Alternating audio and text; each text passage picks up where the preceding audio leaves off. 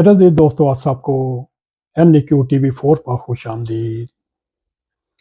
मेरे अज़ीज़ दोस्तों, अगर आपने हमारे यूट्यूब चैनल को सब्सक्राइब नहीं किया, आपसे रिक्वेस्ट करते हैं NQ TV4 को सब्सक्राइब करें।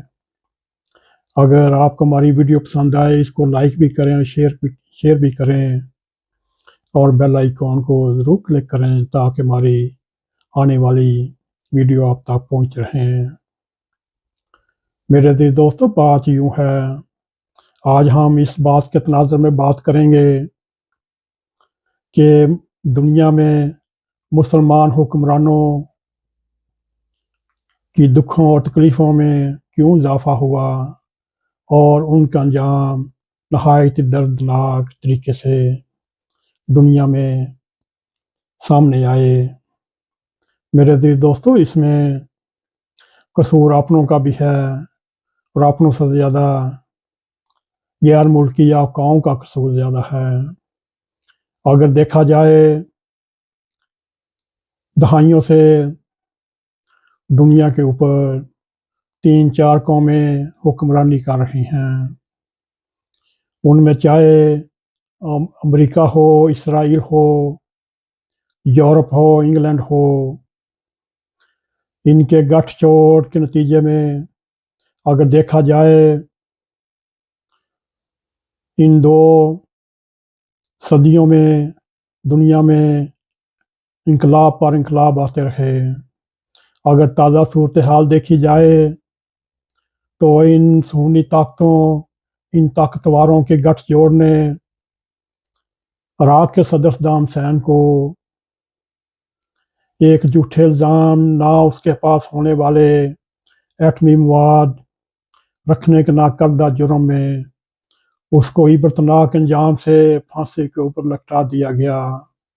यूं जो सबसे बड़ी ताकतों का प्यारा था, उसकी कहानी को ऐसे ख़त्म किया जैसे मच्छर को चुटकी में लेकर ख़त्म किया जाता है। मगर मेरे अज़ीज़ दोस्तों, अरब दुनिया के तेल के ज़खायर के सबसे बड़ा मालिक, लीबिया का अनजहानी लीडर कर्नल गद्दाफ़ी को उससे भी दर्दनाक अंजाम से दो चार होना पड़ा।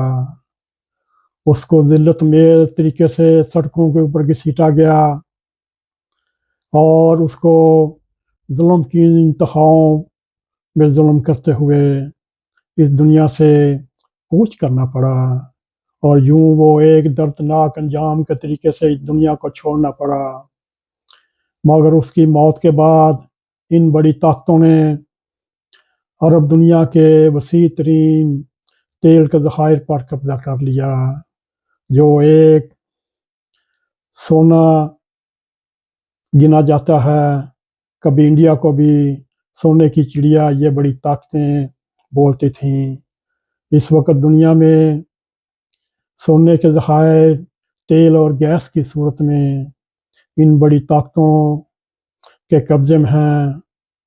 मेरे अज़ीज़ दोस्तों, इसके आगे थोड़ा जाएं, 174 में इस्लामी दुनिया की एक ऐसी ताकतवर क़यादत सामने आई। लाहौर में इस्लामी सरबराही कॉन्फ्रेंस में बनने वाले इस्लामी ममालिक के एक ब्लॉक ने इन तमाम बड़े बड़े स्तूनों, बड़े बड़े फन्नेहाओं को एक एक करके गिरा दिया। मेरे अज़ीज़ दोस्तों, इन मुसलमान हुक्मरानों ने एक ऐसा तेल का हथियार इस्तेमाल किया। जब इन बड़ी ताकतों ने ये देखा ये मुस्लिम उम्मा एक हो रही है, फिर उन्होंने ऐसी ऐसी घिनौनी साजिशें करके इन इस्लामी ममालिक के बड़े बड़े स्तूनों को एक एक करके ज़िल्लत मेज़ और दर्दनाक अंजाम से दो चार किया और एक एक करके इनको गिरा दिया और तेल के हथियार को उन्होंने मुकम्मल तौर पर डिफ्यूज़ कर दिया। मेरे अज़ीज़ दोस्तों, पाकिस्तान में अगर देखा जाए उस वक़्त की सियासी शख्सियत और कहने वाले اسلام کے سچے محبت کرنے والے ایک حکمران کو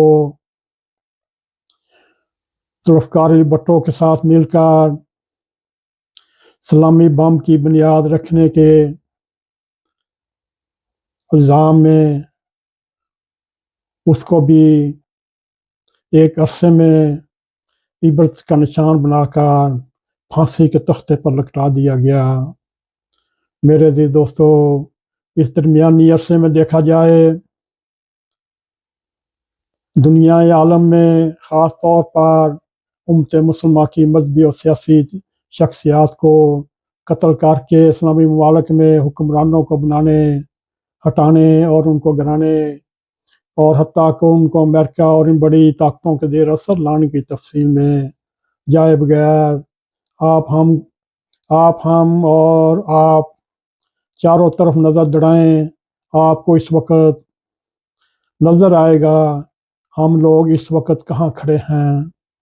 اگر بڑی طاقتوں کی راہ میں کوئی رکاوٹ ہیں، وہ پاکستان کہہ سکتے ہیں، ایران کہہ سکتے ہیں، سعودی عرب کہہ سکتے ہیں، سوائے ان تین ممالک کے سب کمزور اور اب خلیجی ممالک نے اسرائیل کو تسلیم کر لیا اور یوں وہ ایک عظیم گریٹ گیم کا حصہ بن چکے۔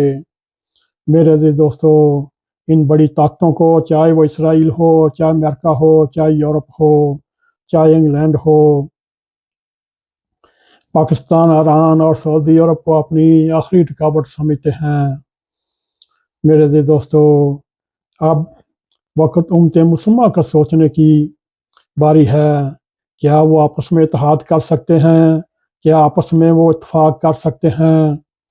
نہیں میرے عزیز دوستو، ان بڑی طاقتوں نے ایسے فتنے ان ممالک میں بوئے ہوئے ہیں، وہ آدمی تصور نہیں کر سکتا۔ میرے عزیز دوستو،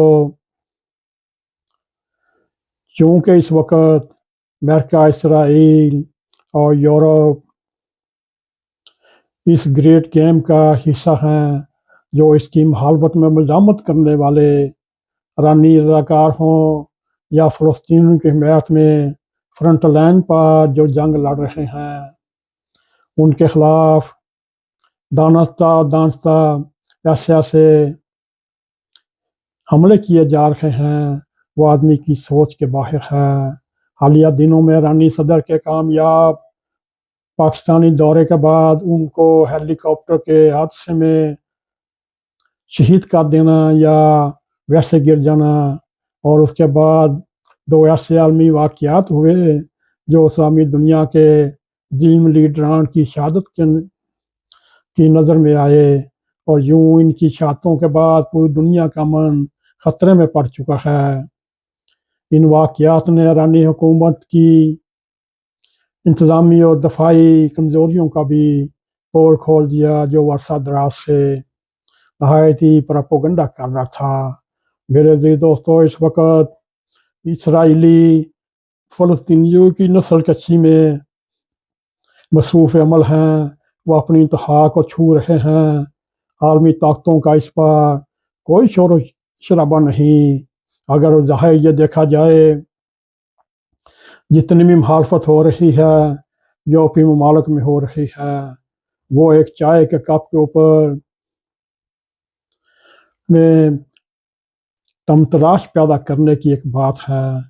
میرے عزیز دوستو، عالمی تناظر میں یہ دیکھا جائے سعودی عرب کے اوپر بھی دباؤ ڈالا جا رہا ہے کہ وہ اسرائیل کو تسلیم کرے۔ یہاں تک سعودی عرب کے ولی عہد نے بھی یہ خدشہ ظاہر کیا کہ میری جان کو خطرہ ہے۔ میرے عزیز دوستو، کیا یہ آپ سوچ سکتے ہیں افغانستان کی جنگ میں امریکہ پاکستان کو تنہا چھوڑ کر افغانستان میں اپنا لاکھوں کا اسلحہ، اربوں کا اسلحہ چھوڑ کر کیوں نکلا؟ یہ بھی سوچنے والی بات ہے۔ میرے عزیز دوستو، جب امریکہ اور نیٹو کی فوجیں افغانستان سے واپس جا رہی تھیں، جدید ترین اسلحہ، گولہ بارود، ٹانکوں، توپوں اور بندوقوں کے ساتھ اربوں ڈالر کا اسلحہ چھوڑ کر بھاگ رہی تھیں، تو کسی ملک یا اقوام متحدہ نے احتجاج کیوں نہیں کیا؟ क्यों सवाल नहीं उठाया। अगर अमेरिका समेत दुनिया का कोई मुल्क इसका जवाब देने से कासर है और यूं अफगान इंतज़ामिया को असला बगैर एग्रीमेंट के छोड़कर दे गया। मेरे अजीज दोस्तों, और इस वक्त पाकिस्तान के ख़िलाफ़ ये असला गोला बारूद इस्तेमाल हो रहा है, लेकिन क्या करें, पाकिस्तान के और पूरी कौम के राज दुलारे नहायती प्रिया साबिक़ वज़ीर आज़म और उसके चहेते साबिक़ DIG फैज़ हमीद फतह काबुल पर एयरपोर्ट पर चाय का कप हाथ में थामे हुए मुस्कुराते हुए नज़र आ रहे। और यूं इन दोनों शख्सियात ने फतह काबुल की आज़ादी के ऊपर जश्न मनाते हुए अफ़गानियों को मुबारकबाद दी और गुलामी की ज़ंजीरें तोड़कर आज़ादी हासिल करने के फतवे देते रहे। मेरे अज़ीज़ दोस्तों, ये भी एक पर्दादारी थी। फिर हमने ये देखा सोशल मीडिया पर उसी कोर कमांडर हाउस पेशावर के सामने जश्न आज़ादी के मौका पर उसका घिराव किया गया, फ़ौज को गालियाँ निकाली गईं, पाकिस्तान को गालियाँ निकाली गईं। मेरे अज़ीज़ दोस्तों, ये सारा खेल खैबर पख्तूनख्वा के में मौजूद तालिबान के ज़ेर असर अफ़गानियों ने पीर और मुर्शद की खुशनुदी हासिल करने के लिए किया। हमने 9 मई के ऐसे होलनाक वाक़यात भी देखे और यूं हमें दुश्मनों की ज़रूरत नहीं। मेरे अज़ीज़ दोस्तों, हमारे अंदर ही मीर जाफ़र हैं, मीर सादिक हैं। मेरे अज़ीज़ दोस्तों, वो ये मज़मून तो बहुत लंबा है, मगर हम आपके लिए यहाँ पर छोड़ते हैं। इंशाअल्लाह ताला इसी मज़मून को आने वाली किसी एपिसोड में इस मज़मून को मुकम्मल करने की कोशिश करेंगे। मेरे अज़ीज़ दोस्तों, अगर आपको हमारा ये प्रोग्राम पसंद आए, इसको लाइक भी करें, इसको शेयर भी करें, कमेंट सेक्शन में जाकर अपना ज़ारे ख्याल करते हुए NAQ TV4 को सब्सक्राइब करें और जाते जाते बेल आइकॉन को ज़रूर क्लिक करें ताकि हमारी आने वाली वीडियो आप तक पहुँचती रहें। इसी के साथ हमें इजाज़त दें। अस्सलामु अलैकुम व रहमतुल्लाहि व बरकातुहू।